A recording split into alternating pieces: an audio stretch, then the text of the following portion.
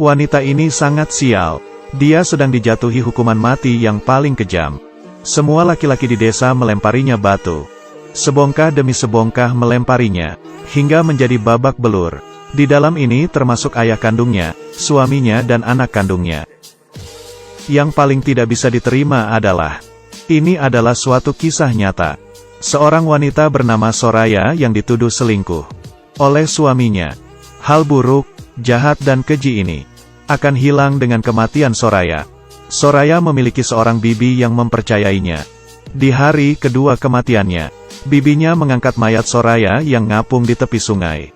Saat itu bagian tubuh Soraya sudah dimakan oleh anjing liar, dan hanya tersisa beberapa bagian saja dan menguburnya ke dalam tanah. Di suatu perjalanan, seorang pria mobilnya rusak, lalu ditarik ke dalam desa untuk perbaiki. Bibi yang pulang kebetulan bertemu dengannya. Di dalam tas pria itu ada sebuah alat rekaman. Bibi kira-kira menebak, pria ini sepertinya seorang reporter. Dia ingin memberitahu seluruh dunia apa yang terjadi dengan Soraya.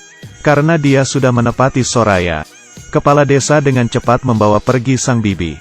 Dan memberitahu reporter kalau si bibi itu punya masalah mental.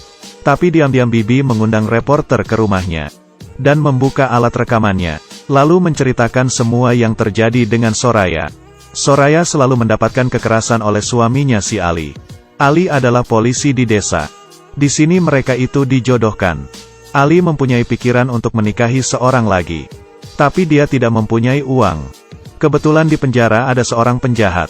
Penjahat itu mempunyai anak perempuan. Hanya dengan membebaskan penjahat, dia bisa menikah tanpa mengeluarkan uang. Tapi juga karena masih tidak mempunyai uang, dia tidak bisa menghidupi dua istri. Dia pun mencari tetua di desa untuk melakukan perceraian dengan Soraya. 2 anak laki-laki bersama Ali, dan 2 anak perempuan bersama Soraya. Tapi seorang perempuan bagaimana bisa membesarkan anaknya sendiri? Soraya tidak setuju. Di malam hari Ali pulang ke rumah. Soraya mendapatkan perlakuan kasar lagi. Dan anaknya melihat ibunya dipukul. Sama sekali tidak melakukan apa-apa. Mendapatkan pengaruh besar dari Ali.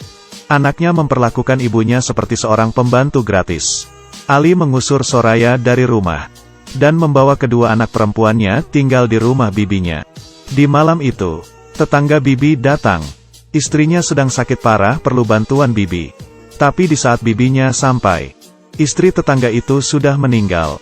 Mengikuti tradisi di sana, setelah wanita meninggal, tidak boleh ada seorang pria pun yang datang melihat. Sang suami pun juga tidak boleh. Dan bibi bantu mengurusi proses kematian sang istri tetangga tersebut. Di pagi hari, kepala desa, tetua desa dan Ali dipanggil oleh bibi. Dia ingin membantu tetangganya untuk mencari pengasuh anak. Orang-orang ini menyarankan Soraya. Si Soraya selesai mengerjakan pekerjaan rumahnya. Baru ke rumah si tetangga itu untuk masak, cuci baju. Si tetangga akan menggajinya. Soraya membantu majikannya untuk masak dan cuci baju. Sang suami yang dari jauh diam-diam memperhatikan. Dan mempunyai suatu rencana yang jahat. Di malam hari Ali menemui tetua. Mengatakan istrinya Soraya dan si tetangga itu ada hubungan lain. Tetua mengerti maksudnya. Dia ingin menjebak Soraya. Dan membunuhnya. Dengan begini dia tidak perlu bercerai. Dan tidak perlu mengeluarkan biaya untuk dukungan. Tetua ini tidak setuju. Soraya sekarang sedang mencari uang. Tidak perlu waktu lama sudah bisa bercerai dengan Ali. Tapi Ali sudah tidak bisa menunggu lagi. Tetua pernah punya kasus. Bila dia tidak membantu Ali akan menyebarkan masalahnya tetua. Ali mulai menyebarkan kabar burung di desa. Bibi pun mendengar ada orang yang membicarakan Soraya. Dengan emosi pulang ke rumah. Dia merasa Ali mungkin sedang menjebak Soraya. Dan menemui Soraya, menyuruhnya untuk melepaskan pekerjaan ini. Tapi Soraya tetap bersikukuh. Apalagi, pekerjaan ini memberikannya pendapatan. Ini adalah harapan dia untuk bisa bercerai. Ali ingin membuktikan perlakuan Soraya. Dan membutuhkan 2 orang sebagai saksi. Dia sendiri sudah dihitung 1. Dan ada 1 lagi yaitu Laoha, si tetangga. Dia dan tetua pergi menemui Laoha. Ingin Laoha menjadi seorang saksi. Tapi Laoha menolak mereka.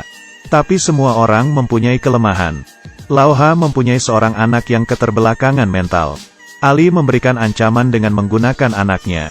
Tanpa bisa apa-apa, Dia pun menjadi seorang saksi. Di jalan raya desa, Ali dengan kasar memukul Soraya. Dengan keras mengatakan Soraya selingkuh. Semua orang pun melihatnya, tapi tidak seorang pun yang mengulurkan tangan untuk menolongnya. Bibi dengan cepat datang dan menolong Soraya, dan membawanya pulang ke rumah. Kepala desa pun juga datang, bertanya ke Ali dan Soraya mengenai perselingkuhan. Soraya secara alami tidak akan menyetujui. Tapi kepala desa pergi menemui Laoha, menghadapi dua orang saksi yang menjadi bukti. Soraya tidak bisa melakukan apa-apa, mengikuti peraturan di tempat itu.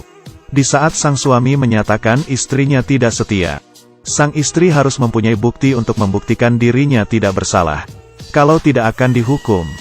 Kepala desa mengumpulkan semua pria di desa untuk sidang mengenai hukuman yang akan diberikan ke Soraya. Dan Soraya hanya bisa sendirian tanpa bisa apa-apa menunggu sidang. Hasil sidang para pria pun sudah keluar. Dan ayah Soraya mengumumkan, Mahkumesh kardam. Mahkumesh. Para pria di desa mulai sibuk melakukan tugas masing-masing yang sudah diberikan.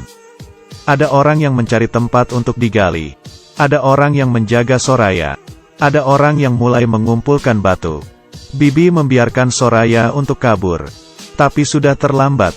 Tujuan Ali sudah mau tercapai. Di dalam rumah, Soraya memberikan anaknya gelang dan mempercayakan mereka ke Bibi. Memberitahu Bibi setelah mereka besar nanti, harus mengatakan yang sebenarnya kepada mereka. Kedua anak laki-lakinya memasuki rumah. Soraya memberitahu anak laki-laki kecil bahwa dirinya tidak bersalah, tapi anak laki-lakinya yang besar memisahkan mereka. Di mata anak sulung penuh kebencian. Setelah mandi dan berdandan, Soraya dibawa keluar dari rumah dan menuju tempat hukuman. Semua pria sedang menggosok. Kepala desa sudah mengumumkan hukuman yang akan diberikan ke Soraya. Tetua mengatakan Soraya sudah mengotori desa.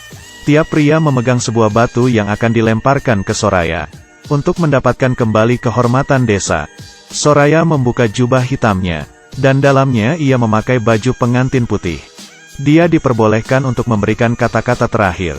Soraya melihat ayah kandungnya, suami, anak dan tetangga, dan mulai menanyai mereka, tapi belum juga menyelesaikan perkataannya. Sudah dipotong oleh sebuah kalimat. Selanjutnya dia dimasukkan ke dalam lubang yang sudah mereka gali. Bagian bawah tubuh di dalam tanah, lalu kedua tangannya diikat. Dia sudah menjadi sasaran. Semua orang berteriak. Di dalam ruangan, tetangga perempuan membuka suara radio hingga paling besar, lalu menutupi telinga kedua anaknya Soraya. Dan di luar rumah, hukuman dimulai. Yang pertama melakukan adalah ayahnya. دختر من نیست دیگه. من پدرش نیستم منبر. Yang kedua adalah suaminya. Yang ketiga adalah kedua anak laki-lakinya. Yang terakhir adalah semua pria di desa. Sebongkah demi sebongkah batu terlempar ke arahnya, melempari seorang wanita yang tidak bersalah. Orang-orang yang melihat di sebelah pun tidak tahan hingga muntah. Dan para laki-laki berteriak dengan senang. Hingga Soraya tidak bernafas lagi. Mayat Soraya dibawa pergi. Tapi tidak mempunyai kualifikasi untuk membeli tanah. Dia dibuang ke alam liar dan dimakan oleh anjing liar. Semua yang diceritakan oleh Bibi sudah direkam. Tapi reporter ingin membawa cerita ini pergi dari desa. Adalah hal yang mustahil. Ali saat itu sudah tidak memedulikan hal itu lagi. Karena ayah dari istri yang ingin dia nikahi, akan segera dilakukan hukuman mati juga. Dari perkataannya, usahanya sia-sia. Dan dari perkataan tetua, sibuk untuk bukan hal apa-apa. Mereka semua lupa dengan kejadian melempar batu ke wanita hidup-hidup hingga mati. Reporter ditahan oleh tetua. Para penduduk menggunakan pistol untuk mengancamnya agar menyerahkan kaset rekaman. Lalu kaset itu dihancurkan. Setelah reporter menyalakan mesin mobilnya, sang bibi muncul. Di tangannya, barulah kaset rekaman yang sebenarnya. Bibi sudah menepati janjinya ke Soraya. Sang reporter pun berhasil membawa pergi kaset rekaman itu dari desa. Kisah Soraya ditulis menjadi sebuah buku. Diproduksi menjadi sebuah film. Semua orang di dunia menjadi tahu hal keji yang terjadi kepada Soraya. Hukum rajam Iran dan isu hak-hak perempuan telah menarik perhatian masyarakat internasional. Hingga saat ini, Masih banyak negara yang menggunakan hukum rajam. Menyakiti para perempuan.